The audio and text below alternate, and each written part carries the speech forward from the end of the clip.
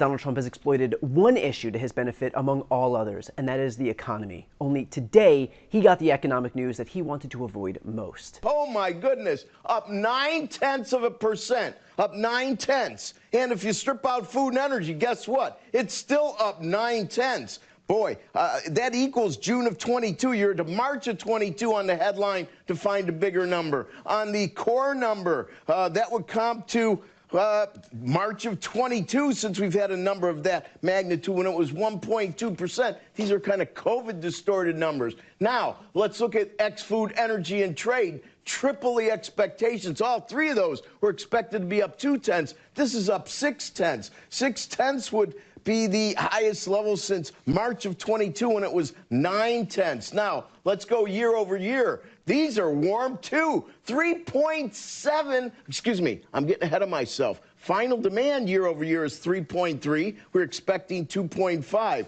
Now, 3.3, that would be the highest since February. The high water mark was January this year at 3.8. Now, 2.8 is ex-food, energy, and trade. That is definitely higher than 2.5 expected. 2.8 will be the highest since March. And right in the middle there, we have X just food and energy. That number coming in at 3.7. I kept it for last because that really is a very, very large number. 3.7, that would be the largest since March when it was 3.9. So we see every single metric is warmer than expected. Every single metric is significantly higher sequentially. And just in case you're waiting to see how right-wing media is going to spin this, it doesn't look like they're capable of spinning it at all. A spike in the producer price level of inflation. Take a look. Markets are selling off here because the July PPI came in up 0.9%. Worse than the estimated up 0.2%. This is the headline number.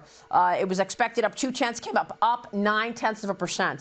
Year over year, it is up 3.3% versus an estimate of up 2.5%. Now, when you look at core, it's also troubling because in the core PPI, it was up 0.9% versus an estimate of 0.2%. Year over year, the core up 3.7%, also higher than the estimated expectation, which was up 2.9%. These numbers have caused markets to drop. And why is this so important? Because Donald Trump quite literally won the 2024 election, in large part due to the devastating impacts of inflation. Starting on day one, we will end inflation. We will end inflation and we will make America affordable again. We're ending the inflation nightmare, the worst that we've had probably in the history of our country. We have inflation under control perfectly. You probably saw the records. Everyone's on television saying, what's going on here? Trump has proven to be right. Actually, today when the numbers came out, they were so good. You saw yesterday's numbers, incredible. No inflation. And yet now, far from bringing inflation down, he's not only watching inflation rise, but he's actually causing it to rise. Let's be clear, Trump's trade war is inherently inflationary. When he imposes tariffs on goods coming into the United States, those tariffs are paid not by foreign countries, but on the importing company. And of course, companies aren't just going to eat those costs. Many companies already have razor-thin margins to begin with, meaning they pass those increased costs on to consumers, which is exactly what's happening right now. And American consumers clearly are noticing.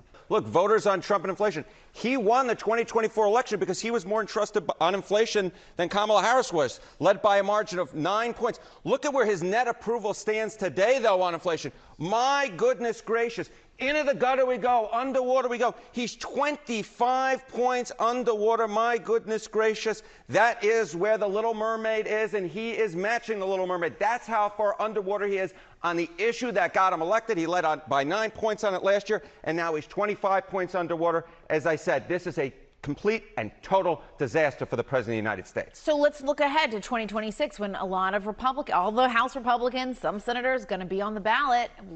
How is that shaping? Yeah, if Republicans in Congress think that they can escape the wrath of the voters when it comes to inflation, I have a bit of a rude awakening for them. Trust which party more on inflation? You go back to the 2022 midterms, look at this. Republicans led by 13 points on which party was more trusted in inflation. Look at where we are now. Nearly a 15-point shift in the Democrats' direction. It's within the margin of error, but the Democrats up by a point. This just looks totally different from where we were back in 2022 when, of course, Republicans took back the House. That's what Democrats are trying to do this time around, looking much better for them. The bottom line is the wrath that the voters feel for Donald Trump and inflation is transferring over to House Republicans and now Democrats, although it's a small lead, a big difference from where we were back in October of 2022, with Democrats actually in the positive and Republicans in the negative.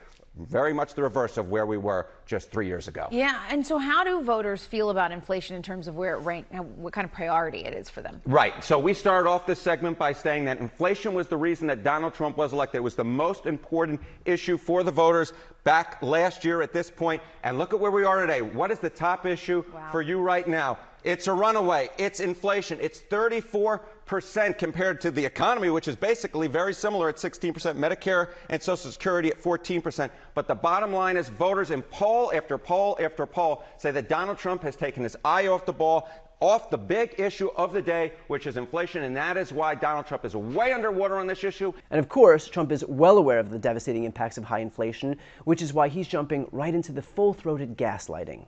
We're also fighting the menace of inflation to make life more affordable for American seniors, and we've ended Biden's inflation nightmare.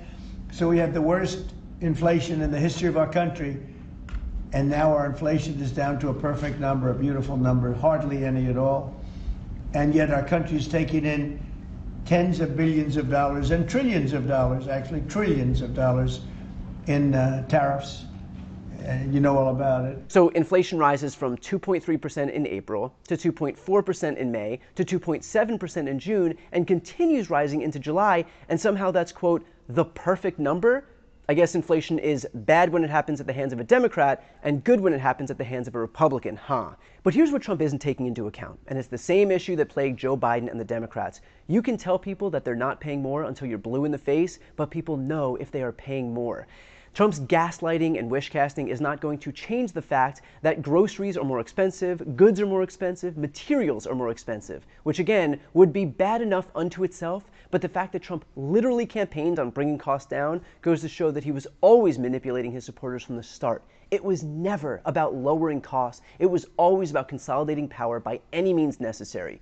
And so he said what he always needed to say, just like he always says what he needs to say. He promises low costs and low inflation and ending wars and free IVF and no changes to Medicaid and releasing the Epstein files. He lied about literally all of it. He says what people want to hear and then abandons them the moment he doesn't need anything from them anymore. And the rest of the GOP sits idly by while it happens. This is a party that does not give a shit about the American people, but are instead focused solely on rewarding themselves with power. And the people paying the prices, literally, are all of us.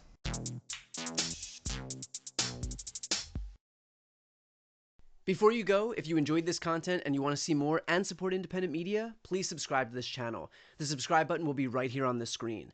But second, the reality is that we are now in a political environment where this administration can lean on any of the social media platforms to suppress certain voices if they don't like critical coverage.